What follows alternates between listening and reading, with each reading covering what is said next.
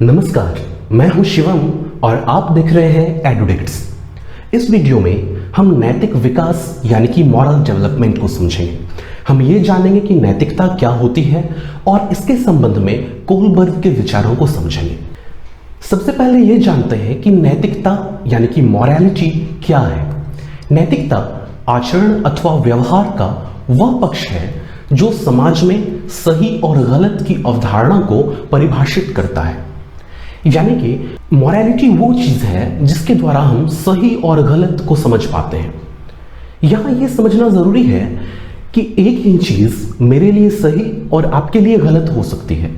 यानी कि नैतिकता अथवा मॉरलिटी का डेफिनेशन सबके लिए अलग अलग हो सकता है।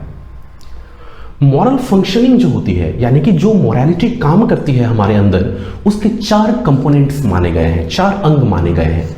और ये चारों कौन कौन से हैं? मॉरल सेंसिटिविटी यानी कि नैतिक संवेदनशीलता। इससे ये पता चलता है कि कोई भी इंसान, कोई भी बच्चा नैतिक इश्यूज के लिए, मॉरल इश्यूज के लिए कितना सेंसिटिव है, क्या वो इन चीजों पर ध्यान भी दे पा रहा है अथवा नहीं।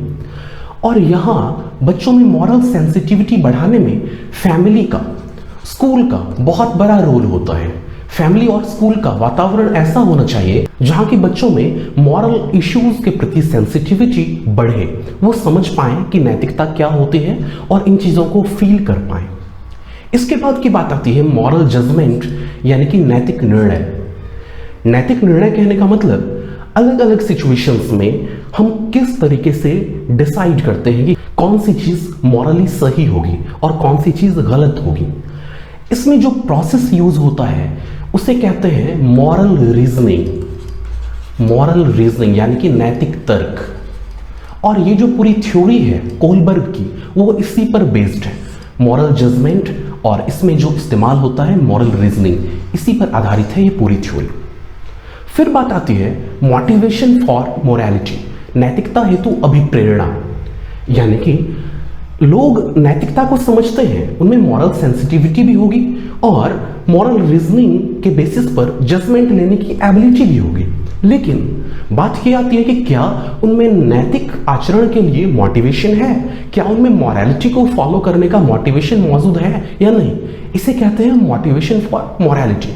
और बच्चों में इसके डेवलपमेंट में स्टोरी टेलिंग का बहुत बड़ा रोल है। स्कूलों में या फिर घर में बच्चों को कहानियों के माध्यम से मोरालिटी के बारे में बताना चाहिए, जिससे कि उनमें ये समझ आ सके कि मॉरल बिहेवियर बेहतर है, नैतिक आचरण जो होता है वो अच्छा होता है, उसे करना चाहिए। उनमें एक मोटिवेशन डेवलप हो अंदर से। इसके बाद की जो बात आती है वो है मॉरल एक्शन, जो कि इन तीनों से ज्यादा इंपॉर्टेंट है। बहुत बार ऐसा होता है कि लोग मॉरली सेंसिटिव होते हैं, उनमें नैतिक संवेदनशीलता होती है, उन्हें मॉरल जजमेंट की भी एबिलिटी होती है और मॉरल चीजों पर अमल करने की और नैतिक आचरण की अभिप्रेरणा भी उनके अंदर होती है। लेकिन इन सारी चीजों के बावजूद उनके एक्शंस में मॉरलिटी नजर नहीं आती है। वो अपने व्यवहार में, वो अपने आचरण में नैतिकता को नहीं उतार पाते हैं।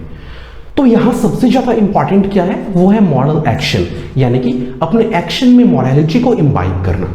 चलिए आगे देखते हैं कोलबर्ग के विचारों को। कोलबर्ग जीन पियाजे के नैतिक विकास संबंधी विचारों से काफी प्रभावित थे।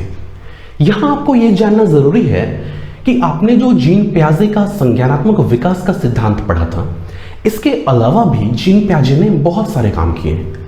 जीन पियाजे ने नैतिक विकास पर भी काम किया था, लेकिन इनकी जो थ्योरी है वो पूर्ण नहीं है, वो पूरी नहीं है, आधी अधूरी है। इनका जो काम था ना वो फिनिश नहीं हुआ था, इन्होंने उस काम को आधा अधूरा छोड़ दिया था। और उनकी थ्योरी से प्रभावित थे कोलबर्ग। उन्होंने इसी सिद्धांत को विस्तारित कर इसके आधार पर नैतिक विकास के अपने सिद्धांत को प्रतिपादित किया। यानी कि कोलबर्ग ने जीन पियाजे के नैतिक विकास संबंधी सिद्धांत का नकल नहीं किया, बल्कि उन्हें विस्तारित किया, उन्हें एक्सपैंड किया और उनके ही बेसिस पर अपने मॉरल डेवलपमेंट की थ्योरी को बनाया। देखते हैं कि कोलबर्ग काम कैसे करते थे। कोलबर्ग लोगों को ऐसी कहानियां सुनाते थे जिनमें नैतिक असमंजस यानी कि मॉरल डिलेमा की स्थिति हुआ करती थी। ये क्या करते थे, लोगों को कुछ ऐसी स्टोरी सुनाया करते थे जिनमें ऐसे सिचुएशंस आते थे जहां कि कोई व्यक्ति डिसीजन लेने में फंस जाता था कि वो ये काम करे तो सही होगा या वो काम करे तो सही होगा। यह मॉरल डिलेमा की स्थिति होती थी। और इसके बाद वो लोगों से नैतिक निर्णय अर्थात मॉरल जजमेंट संबंधी सवाल पूछा करते थे। उनकी इसी तरह की एक कहानी काफी प्रसिद्ध हुई जिसे कि कहा गया है हेन्स डिलेमा। हेन्स डिलेमा ये कौन सी कहानी है इसे समझते हैं। इस कहानी में एक इंसान है हेन्ज और उसकी जो पत्नी है क्लारा, उसे कैंसर हो गया है। और कैंसर का एक ऐसा टाइप है जिसकी दवा सिर्फ एक ही केमिस्ट, एक ही दुकानदार के पास है। जब हेन्स जाता है उस दुकानदार के पास उससे दवा मांगने के लिए, तो वो दुकानदार कहता है कि वो दवा को काफी ज्यादा दाम पर बेचेगा, यानी कि उसका जो ओरिजिनल प्राइस है उससे 10 गुना या 100 गुना ज्यादा दाम पर बेचेगा। हेन्स अपने रिलेटिव्स से, अपने फ्रेंड से पैसे की व्यवस्था करता है, लेकिन फिर भी उतना पैसा इकट्ठा नहीं कर पाता है कि वो उस केमिस्ट से दवा खरीद सके और अपनी पत्नी की जान बचा सके। अगर वो दवा उपलब्ध नहीं हो पाती है तो हेन्स की वाइफ का डेथ हो जाएगा। और जो केमिस्ट है वो ओरिजिनल प्राइस पर बेचने के लिए तैयार नहीं है, वो काफी ज्यादा बिल्कुल गलत प्राइस पर उस दवा को बेचना चाहता है। हेन्स ने क्या किया, वो एक रात उस दुकानदार के दुकान में चोरी कर लेता है और वहां से दवा ले आता है और अपनी पत्नी की जान बचा लेता है। अब कोलबर्ग ने इससे संबंधित कुछ सवालों को पूछा। क्या हेन्स के द्वारा यहां चोरी किया जाना उचित है? अगर वो चोरी नहीं करता तो उसकी वाइफ की डेथ हो जाती, और अगर वो चोरी किया है तो यहां चोरी का एक्शन क्या सही किया गया है उसके द्वारा? तो इसी तरीके के मॉरल डिलेमा के सवालों को कोलबर्ग लोगों से पूछा करते थे, और लोगों ने जो जवाब दिया उनके बेसिस पर कोलबर्ग ने कुछ लेवल्स, कुछ स्टेजेस डिफाइन किए। अपने अनुभवों के आधार पर कोलबर्ग ने लोगों में नैतिक तर्क के विकास को 3 स्तरों के अंतर्गत 6 चरणों में बांटा। यानी कि कोलबर्ग ने लोगों से जो जजमेंटल सवाल पूछे, उन पर लोगों ने जो प्रतिक्रिया दी, उनके बेसिस पर कोलबर्ग ने लोगों में मॉरल रीजनिंग के डेवलपमेंट को 6 स्टेजेस में बांटा, जिन्हें कि 3 लेवल्स के अंदर कैटेगराइज किया गया। लेवल 1 के अंतर्गत आता है प्री कॉन्वेंशनल मॉरलिटी का स्टेज, जिसे कि पूर्व परंपरागत नैतिकता कहा गया है।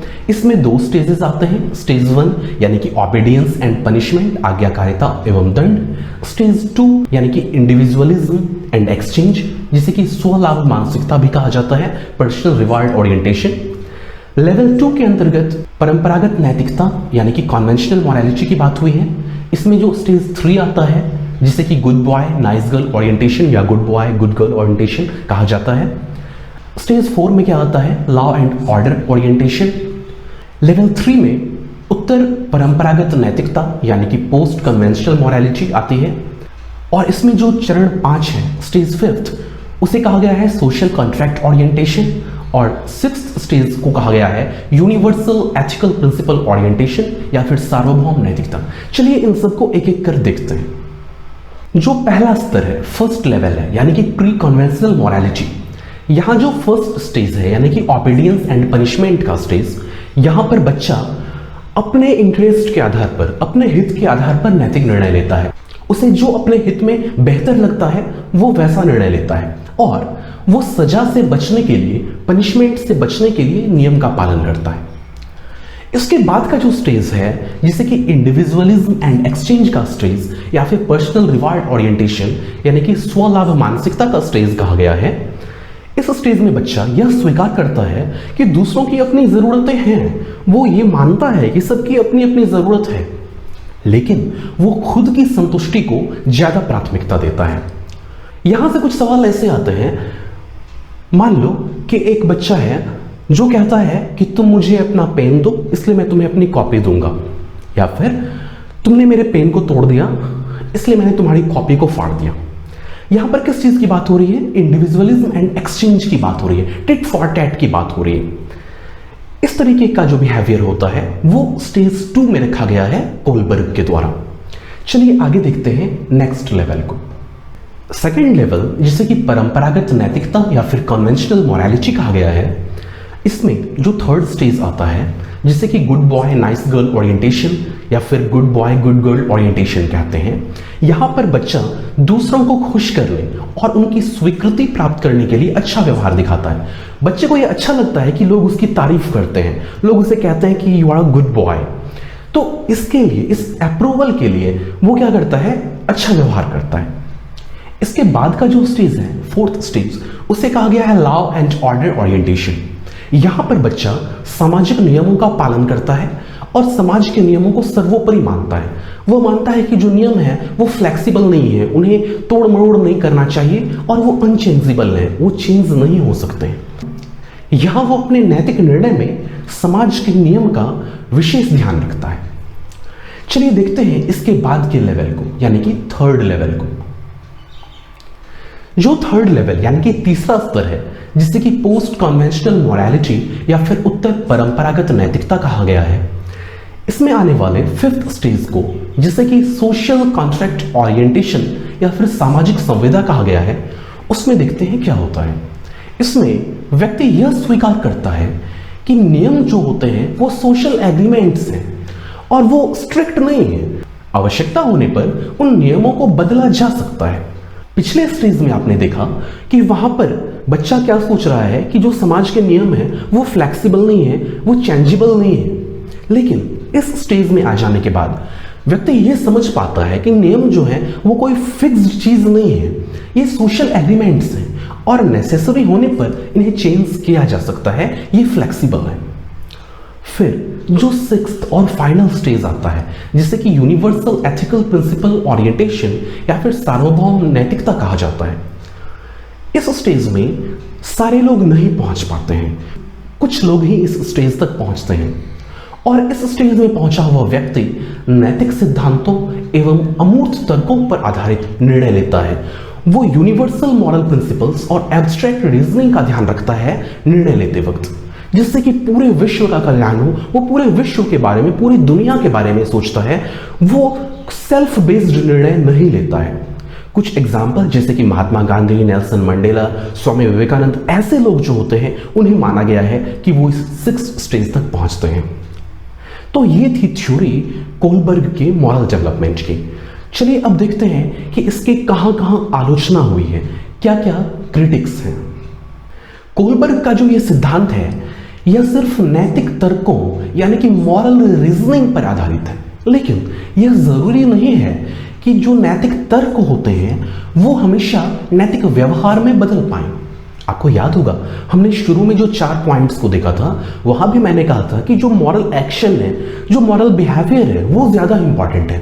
ये जरूरी नहीं है कि जिस इंसान में मॉरल रीजनिंग काफी डेवलप्ड हो वो मॉरल बिहेवियर, मॉरल एक्शन कर ही पाए। तो ये इस सिद्धांत की कमी मानी गई है।